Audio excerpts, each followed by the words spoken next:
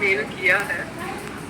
Next is the voting के voting का क्या प्रोसीजर होता है वो हर बार ब्रीफ किया जाता है। उसके बाद हमने CIRP प्रोसेस की जो अपडेट थी उसके ऊपर डिस्कशन किया। आरपी ने ये इन्फॉर्म किया कि जैसे 17 जुलाई को हमारा होम बायर्स का और PRA का डिस्कशन हुआ था, ऑफलाइन डिस्कशन।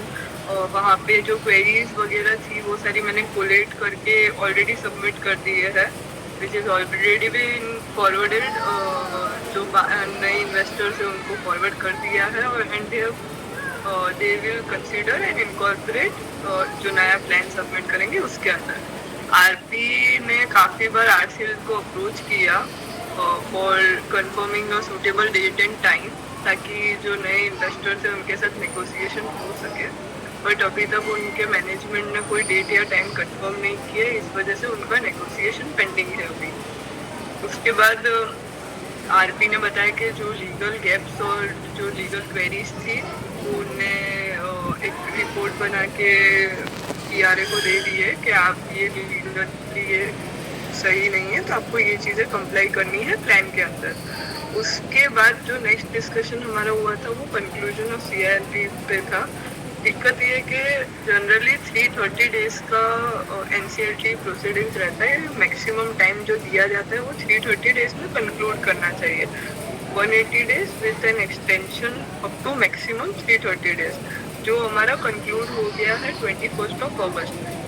लेकिन RCL की जो एप्लीकेशन पेंडिंग है उसके वजह से रिजोल्यूशन प्लान के ऊपर वोटिंग के ऊपर स्टे है।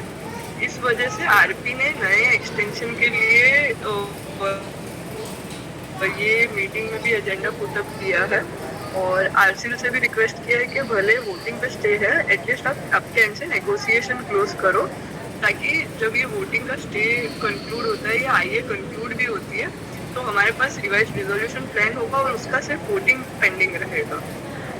उसके बाद 29A ड्यू डिलिजेंस रिपोर्ट के ऊपर डिस्कशन हुआ, जिसमें RCL ने बोला कि शायद जो कंपनी है वो MSME नहीं है, आप वो वेरीफाई करो। तो आरपी ने बताया कि उनके पास जो सर्टिफिकेट अवेलेबल है एट प्रेजेंट फाइनेंशियल ईयर 2024 वाला, उसके हिसाब से the company comes under MSME। और इसी की जो क्वेरी रेज की गई थी उस पर एक डिस्कशन हुआ। जो 29A ड्यू डिलिजेंस रिपोर्ट है वो हमारा VDR में हम वापस अपलोड कर देंगे।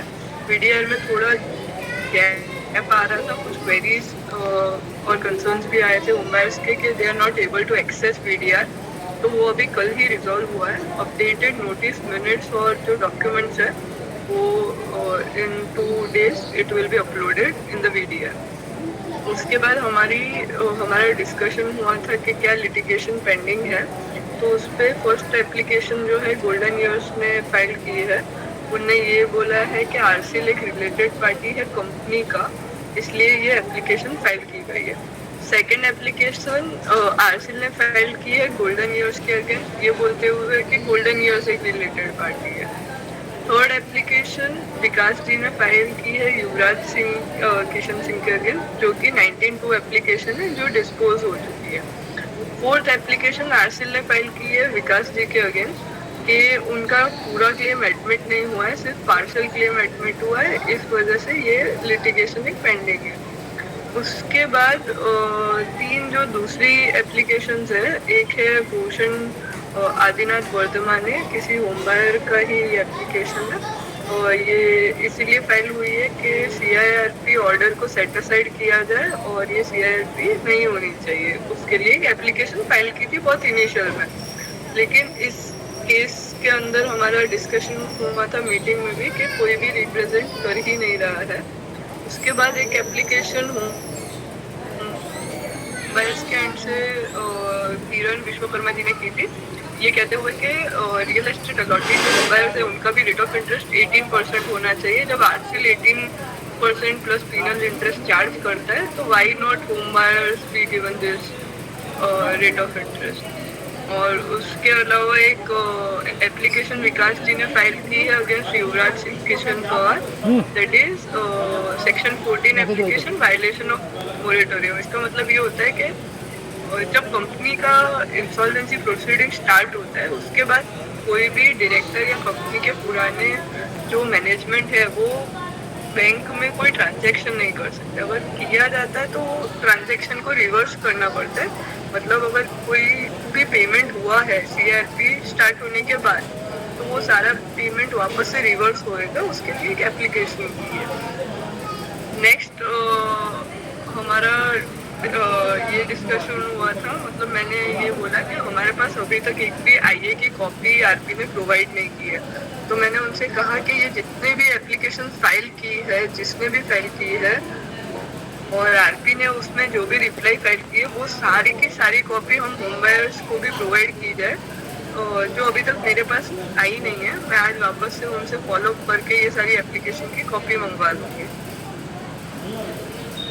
Next list of matters to be voted upon में पहला एजेंडा ये था कि जो कॉन्डोनेशन है क्लेम्स जो डिलेड क्लेम सबमिट हुए हैं, उसके लिए एक एप्लीकेशन फाइल कर दी जाती है कि आरएफआरपी इशू होने के बाद जो भी क्लेम आते हैं उनका डिले कंट्रोल आरपी खुद करवाता है एनसीएलटी में एप्लीकेशन फाइल करके। पहले ऐसा होता था कि आप होम बायर्स को खुद ही एप्लीकेशन करनी पड़ती थी, लेकिन होम बायर्स के ऊपर ये बर्डन ना आए इसीलिए आरपी को कहा जाता है कि आप सब कुछ कोलेक्ट करके एप्लीकेशन फाइल करो और ये डिले कॉन्डोनेशन की एक एप्लीकेशन करो। तो ये वो एप्लीकेशन है। उसके अलावा उनने ना मीटिंग में एक शीट प्रेजेंट की थी कि ये सारे क्लेम्स हम एक्सेप्ट कर सकते हैं, बट मिनट्स के साथ ये कॉपी आई नहीं है अभी तक मेरे पास। तो मैं एक बार फॉलो करके ये कॉपी वीडीआर पे भी अपलोड करवा दूंगी और ग्रुप में भी सर्कुलेट करवा दूंगी कि किस किस का नाम आ गया है, मतलब अप्रूव्ड है, लेकिन बस उनकी एप्लीकेशन एनसीएलटी में फाइल करके और फिर लिस्ट में नाम आएगा। नेक्स्ट एजेंडा जो हमारा था वो सीआरपी कॉस्ट का डिस्कशन था।